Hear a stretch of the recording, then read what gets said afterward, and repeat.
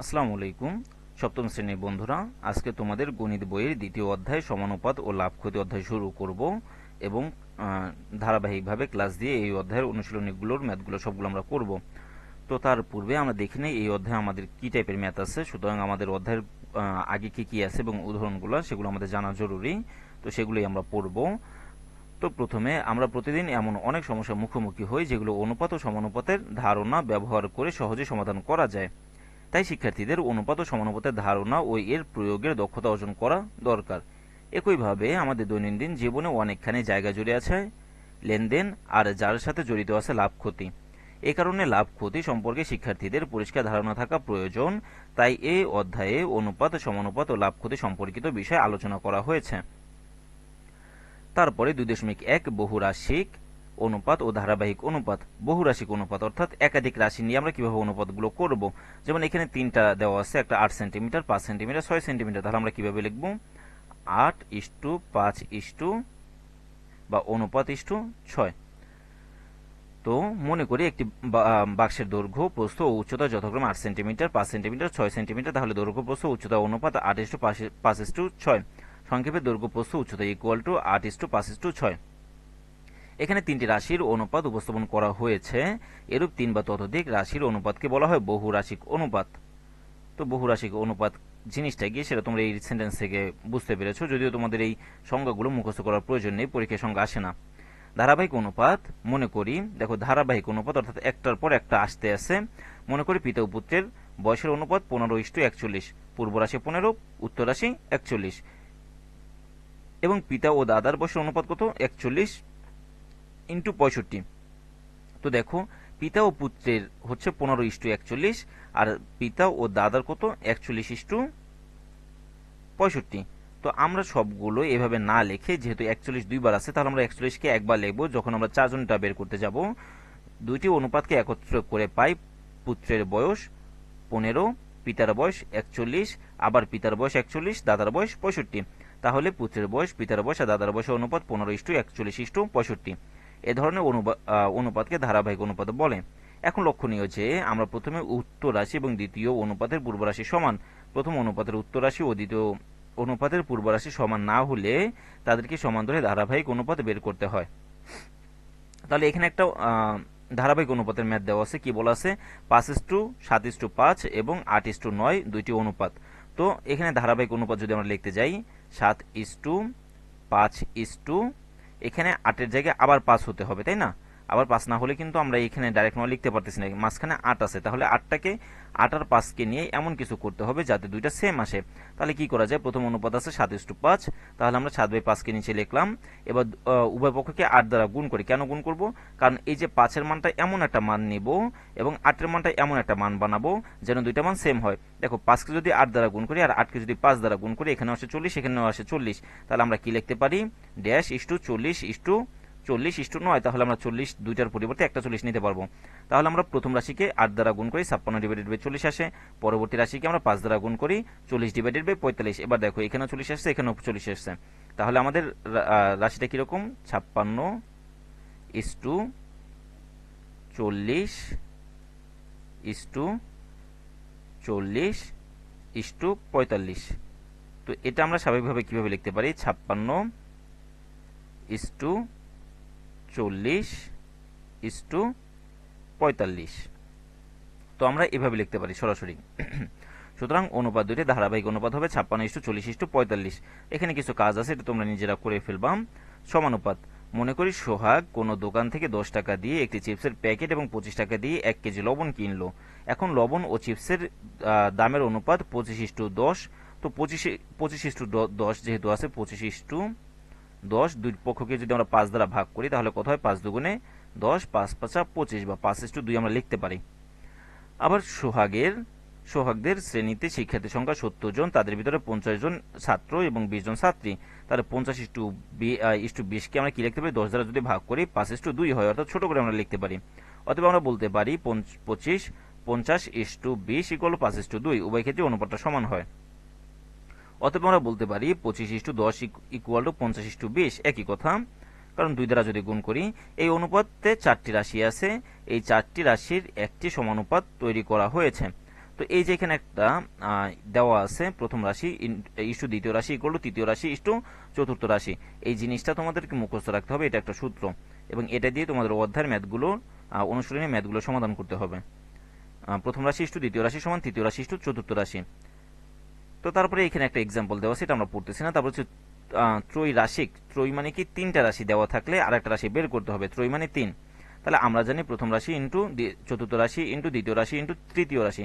তাহলে প্রথম দ্বিতীয় ও তৃতীয় রাশি দেওয়া আছে, তাহলে কি প্রথম ইন্টু চতুর্থ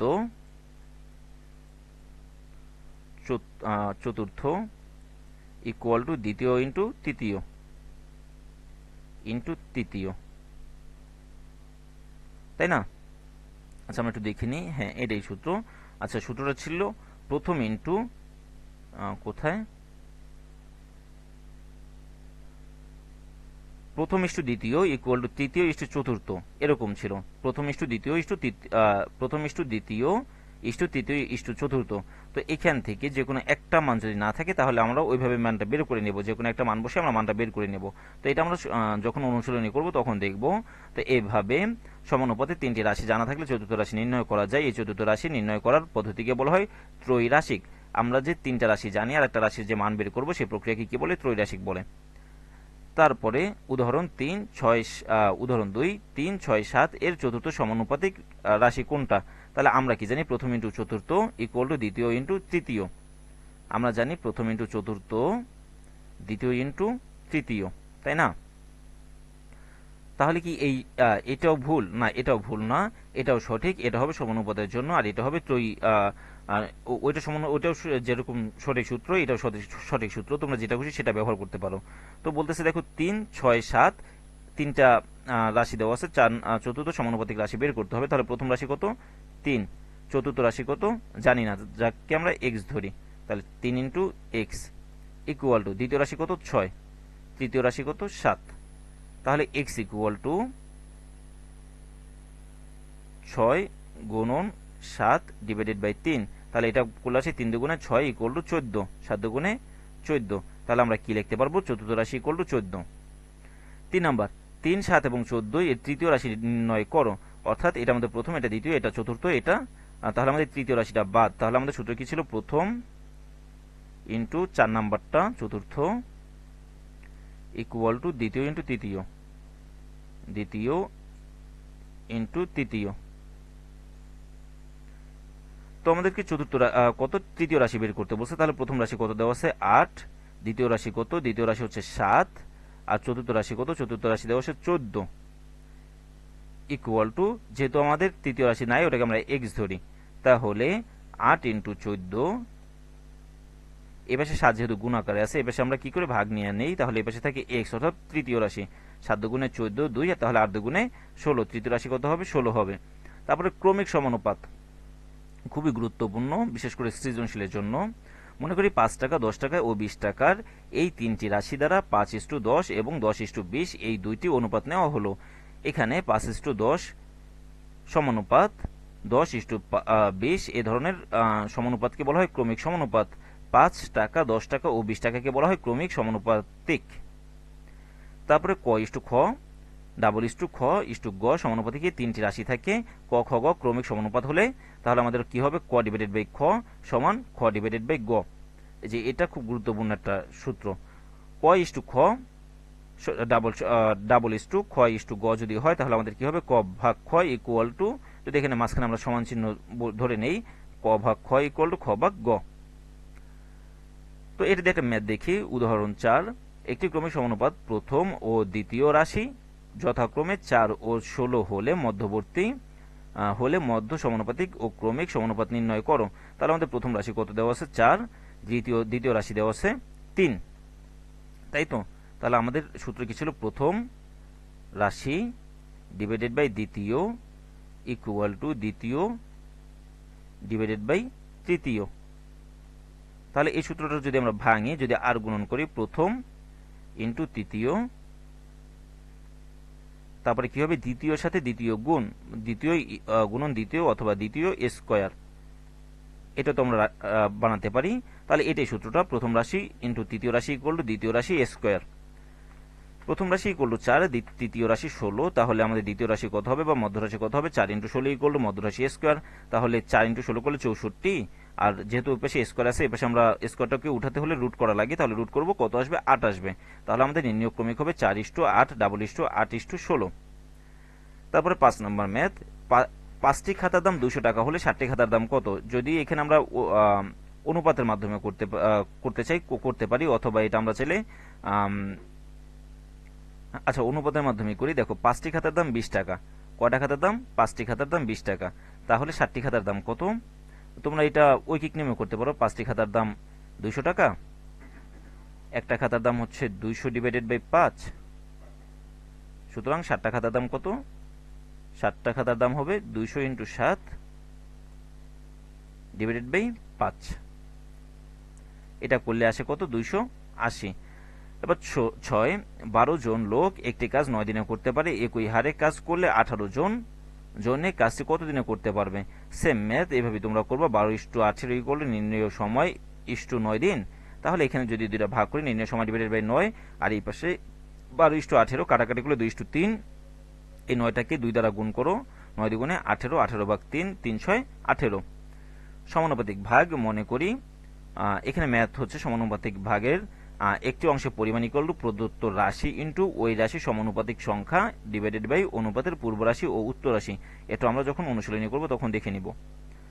উদাহরণ 7, 20 মিটার কাপড়কে 3 ভাই বোন অমিত, সুমিত ও চৈত্রের মধ্যে 5:3:2 অনুপাতে ভাগ করলে প্রত্যেকের কাপড়ের পরিমাণ কত? কাপড়ের পরিমাণ 20 মিটার, প্রদত্ত অনুপাত 5:3:2, অনুপাতের সংখ্যাগুলো যদি যোগফল করি তাহলে কত আসে? 5 3 2 ইকুয়াল টু আসে 10। তাহলে অমিত পাবে কত? যেহেতু টোটাল আছে 20 মিটার, তাহলে অমিত পাবে, যেহেতু টোটাল কত? টোটাল আমাদের অংশ কত? 10, আর অমিতের পার্সোনাল কত অংশ? 5 অংশ। তাহলে এভাবে লিখতে হবে। তাহলে 5 দুগুণে 10 দুগুণে 20, 5 দুগুণে 10, তাহলে অমিত পাবে 10 মিটার। এবার হচ্ছে সুমিত, সুমিতের কত ছিল? 3 ছিল, তাহলে 3 ডিভাইডেড বাই 10, আর আমাদের টোটাল কাপড় কতটুকু? 20 শতাংশ। তাহলে আমরা ভাগ করি, 2 আসে, 3 দুগুণে 6 মিটার, তাহলে চৈতি পাবে কত? 2 ডিভাইডেড বাই 10, তাহলে এটা কি করলে আসে 2, 2 দুগুণে 4 মিটার। তারপরে পনির ও তপনের আয়ের অনুপাত 4:3, তপন ও রবিনের আয় হচ্ছে 5:4। তো আমরা তো আগে বলছি দুইটা রাশিকে যদি পরস্পর বানাতে চাই, তাহলে এই যে দ্বিতীয় রাশি সমান তৃতীয় রাশি সমান করতে হবে। তাহলে দ্বিতীয় রাশি আছে 3, আর এখানে তৃতীয় রাশি আছে 5, তাহলে সমান কিভাবে করব? 3কে আমরা 5 দ্বারা গুণ করি, তাহলে 4 5 20, 20 ইস্টু 3 5 15, তো পরেরটাকে আমরা 3 দ্বারা গুণ করি, ডাবল ইস্টু 15 ইস্টু কত আসবে? 4 দুগুণে 12, অর্থাৎ আমরা এইভাবে লিখতে পারি 20:15:12। তো আমরা লিখলাম, তারপর আমরা নর্মালি সমাধানটা করে দিব, তাহলে আমাদের রবিনের টাকা আসবে 72 টাকা। তো পরবর্তী ক্লাসে আমরা অনুশীলনী 2.1 শুরু করব।